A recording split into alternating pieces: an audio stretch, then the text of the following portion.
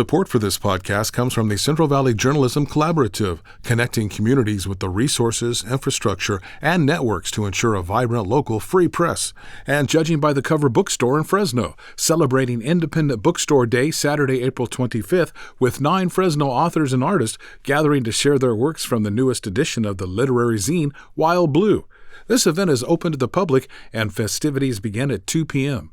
More info at judgingbythecoverbookstore.com. From KVPR in Fresno, this is Central Valley Daily. It's Friday, April 24th. I'm Sarith Hawk. In recent years, Kern County's oil industry has faced economic whiplash. A new documentary shines a spotlight on the area's long oil history and discusses how it's been impacted by state policies. My main goal is to make people have a conversation about the industry, to not just, see a headline and hate it, and kind of understand what it's affecting and who it's affecting. Today, we speak with the director of the film, Kern Oil. That conversation right after these headlines. A well-known Fresno County property along the San Joaquin River has a new name. KVPR's Samantha Rangel reports on the property at the center of a public debate. The property north of Fresno, long known as Sumner Peck Ranch, is now named Running River Ranch. The nonprofit San Joaquin River Parkway and Conservation Trust bought the land from the Peck family in 2020. The change comes in response to a cease and desist letter from the family that demanded their name no longer be used. The dispute is partly tied to the nonprofit's use of soil produced through human composting along the river. The family argues the media coverage linking the name to the composting has caused reputational harm. Nonprofit director Sharon Weaver confirmed the name has been changed to Running River Ranch. She says new signs for the property are currently in development. For KVPR News, I'm Samantha Rangel. Another ICE detention center has opened in the Kern County community of McFarland. Our news partner Cal Matters reports the for-profit prison company Geo Group is behind the new facility. The 700-bed detention center is the second one to open in McFarland. The same private company also operates one in Bakersfield. Delays in processing DACA renewals could affect thousands of teachers in California. Our news partner EdSource reports teachers with temporary work status, known as Deferred Action for Childhood Arrivals, or DACA, are reporting processing delays of several months. This leaves many schools at risk of sudden staff disruptions. The President's Alliance on Higher Education estimates nearly 7,000 California educators work under DACA permits. DACA recipients are required to go through a renewal process every 2 years. A federal program many small farmers in California depend on is ending in June. It will cut over $1 billion nationwide that schools and food banks rely on to purchase local food. That's why California small farm advocates are asking for $45 million in state funding to continue the local food purchase assistance program. Acacia Lynch with nonprofit Fresh Approach is trying to garner support for the program. We're here to make sure that the programs that support the small farms are also the ones that come to the top of mind for folks when they're thinking about what do we put our limited funds to, how can we best support as many people as possible. We want LFPA to be one of the things that they think of first.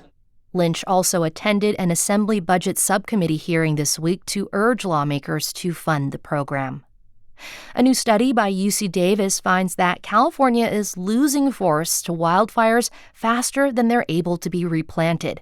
Researchers say that the fire-driven deforestation has surged since the 90s, and reforestation efforts are falling far behind, with some lands seeing only a small fraction of progress.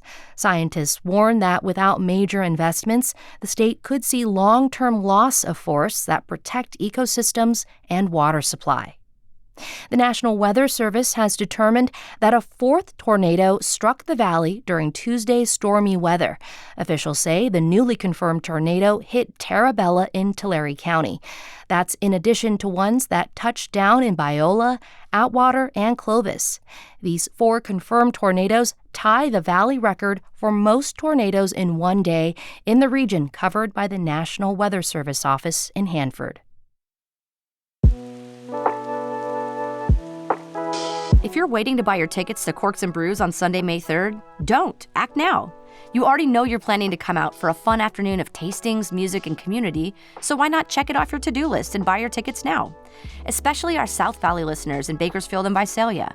We've added a second complimentary bus to get you to and from the event, and spots are filling up fast. Reserve your seat, buy your tickets, and find answers to your frequently asked questions at kvpr.org. And now to our main story. Bakersfield, Taft, McKittrick. These Kern County communities have a history with oil that runs deep. Since the first deposit was discovered at the Kern River oil field in 1899, Kern County has been an oil-producing hotspot. To this day, it continues to generate over 70% of the oil from California. It even remains one of the top oil-producing counties in the U.S. But over the past few years, much of that local drilling has dried up and driven its workforce out of the state and sometimes into desperation. That's when the story got personal for Ricky Bird Jr. He's a Kern County native and third-generation oilfield worker. In 2022, a couple days before my birthday, my father committed suicide. Yeah, and basically the idea behind a lot of it, or the reason for it. I mean, there's a lot of reasons, but the main one was he was unable to find work in our own county. The tragedy inspired Ricky to use his passion for filmmaking to create the documentary Kern Oil, where he explores the county's oil towns and the people who inhabit them. One time, we were the largest producing county in the country. It's really the reason we discovered oil, because it was so prevalent. It's literally oozing out of the ground in Kern County and Santa Barbara. I recently spoke with Ricky, and he gave me a preview of some of the people and voices featured in the documentary. So we spoke to a lot of my friends, and some people I didn't even know, but we spoke to roughnecks out in the field, truck drivers, roustabouts, CEOs of companies, the mayor of Taft, which was mayor of Bakersfield's, politicians. And I'm a firm believer in perspective. And I think that what I wanted to do with this film is make it from the people's perspective. But I think sometimes we kind of fall into that, everybody's perspective has to match. And once you see the film, there's, especially in the final chapters, there's a lot of different perspectives. And I think that's what, my main goal is to make people have a conversation about the industry, to not just, see a headline and hate it, and kind of understand what it's affecting and who it's affecting. And I think by showing all those different voices and kind of, spending time with them, because I learned a lot too. I mean, I've been in the oil industry, since I could walk, but I was learning massive amounts, and, and it was very interesting. I wish I could do a 6-part Lord of the Rings style, series of, all these movies, but it is very interesting. And I think it'll leave people with a conversation when they go back, and that's all I really want to do is not really make people pro oil, but be realistic about oil. And I think that's all it really takes, is once you get into the realism and hearing the people and how it's devastated some families, and, how much opportunity is here. And that's why I wanted to just talk to people. So, because it's a documentary about people, and I didn't want to get in the weeds of explaining oil all through the state or anything like that. I wanted to kind of just focus on Kern County and our history, because there's so much of a story here. Well, last year, Governor Gavin Newsom approved some new laws that have actually helped lead to a bigger uptick in the issuing of oil and gas permits. I think the film was completed before that legislation went into effect. So have you spoken to any of your sources from the documentary? What have their reactions been to this change? Well, so we talk a little bit in the final chapters about the new 2000 permits issuing through the year. So for the next 10 years, they're going to issue permits. I think that will help, but it's kind of, we were used to 10,000 permits a year, and the demand is high. And California, we use 1.8 million barrels a day, and that's just in the refining process. That's not, it's just basically your fuel and stuff like that, and jet fuel. We can produce closer to that here in Kern County. So I think we need to be energy independent. And I think this war with Iran speaks pretty highly on being energy independent, and we can definitely do that if we kind of pull back on these regulations. And I'm not saying all regulations are bad. I just think there comes to a point where you're kind of over-regulated, where it just seizes. So I think Newsom really needs to loosen up a lot more, and so that we are energy independent, and that causes more jobs, more tax revenue, because if you live in Bakersfield or, in Shafter, anywhere in Kern County, you probably noticed your taxes have went up, property tax and all these things, because they're not getting the money from the oil fields. And we also talk about that in the documentary. But Sure. I think he needs to loosen up a lot more. But it's just, it's sad because we have more than enough potential to be energy independent in the state of California. So hopefully we can get to a point where we're just pulling it here. And, when we're talking about energy independence, I just want to touch on the fact that California is trying to move towards a greener economy as well. A lot of work being done to expand clean energy production in the state with wind, solar, water. So how would you respond to environmentalists who say that we need to get away from oil production? Oh, I agree with them. I agree with environmentalists that say that. Being realistic, I don't think that oil is the end all be all. And that's why I'm careful how we do it in the doc. But in the documentary, you can see, because Kern County is one of the leaders. I think it's a leading county in the state that has wind, solar. And yes, that stuff works really good, but it still doesn't work without oil. And then the lifespan of them and the amount of, the size. So like La Paloma, for instance, is a fossil fuel, if you will, type energy source. And you have, I forget the name of the solar panel field, but we explain in the documentary. So you see acres upon acres of land covered with solar panels that are probably only going to be good for 20 to 30 years max.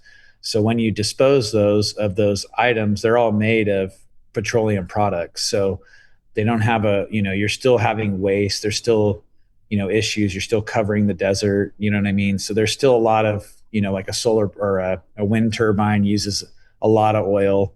It's made from petroleum products. You know what I mean? So the oil industry will still exist, but I'm a firm believer that, you make fuel efficient cars.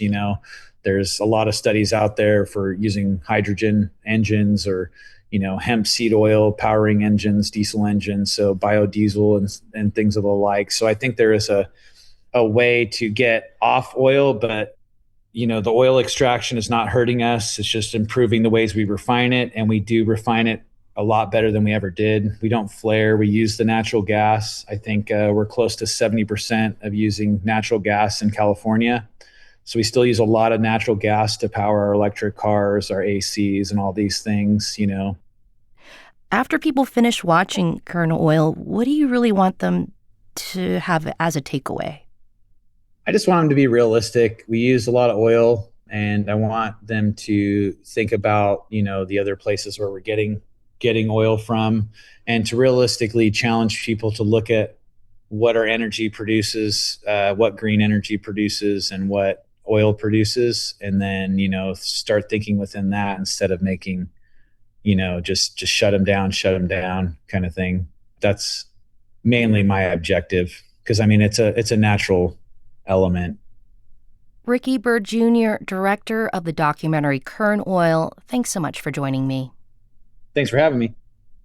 And if you'd like to check out the documentary, this Saturday, April 25th, Kern Oil will be making its Taft premiere. Showtime is at 6 p.m. at the Taft Fox Theater. And that's today's show. Today's episode was produced by Jonathan Linden and KVPR with support from the Central Valley Journalism Collaborative. I'm Sarith Hawk. Find the latest local news anytime at kvpr.org.